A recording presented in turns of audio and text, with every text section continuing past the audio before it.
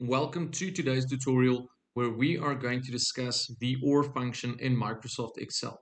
This is a great logical function you can use, and it usually works together with the if function as one of your logical tests. But today we will be focusing on how this function works so that you know exactly what to expect when using this function.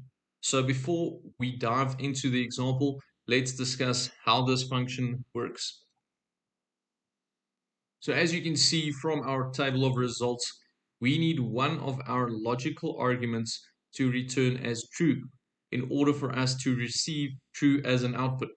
Even if you enter multiple arguments when working with the OR function, we only need one argument to be true in order to return a true. The basic equation for the OR function is to sum the inputs together to achieve the output. So let's use a 0 to indicate false and a 1 to indicate true. As soon as we see our data in this binary form of a 1 or a 0, we start to understand the equation.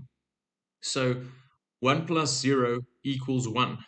And because we only have two types of outputs, in this instance, a 1 plus 1 or a true plus true will result in a true output. If this still is unclear, let's jump into our example to show you how this will work in Microsoft Excel. We are going to use three logical arguments to enter into our OR function, and we are going to see how this function reacts and what output this function will give us. So just remember the table that we have discussed already. One of these three arguments need to return a true value in order for us to receive a true output. And if all of these arguments are false, we will receive a false. It's pretty clear about that. So let's jump right into this and fill in our data into our output section here to see how this function will react.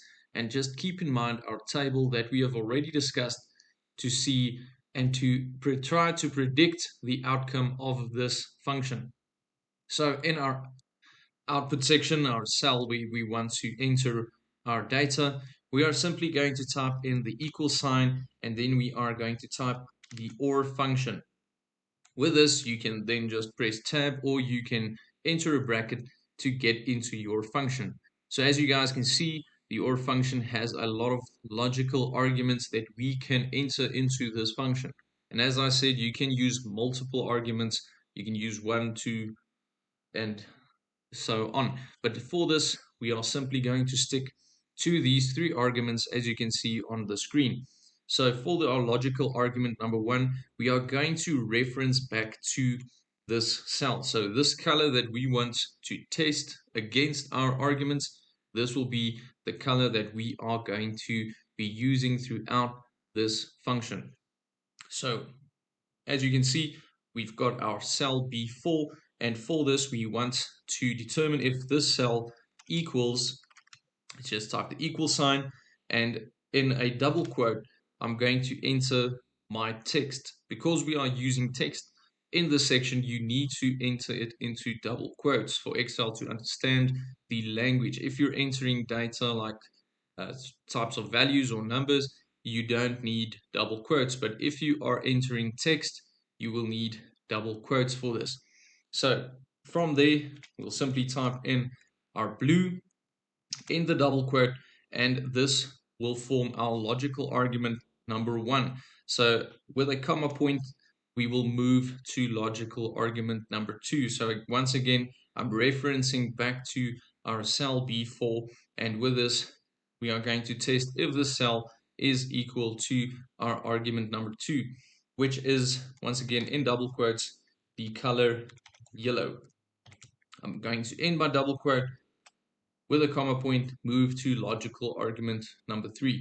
And as you guys can see, as we are moving with these arguments, the OR function just displays more logical arguments that you can enter. So this will carry on up until, I'm not completely sure, around about 250 arguments. But as I said, you can enter all of them if you would like for this simple example. we're simply sticking to 3. So our logical argument number 3, once again, our value of B4 is this equal to the color red.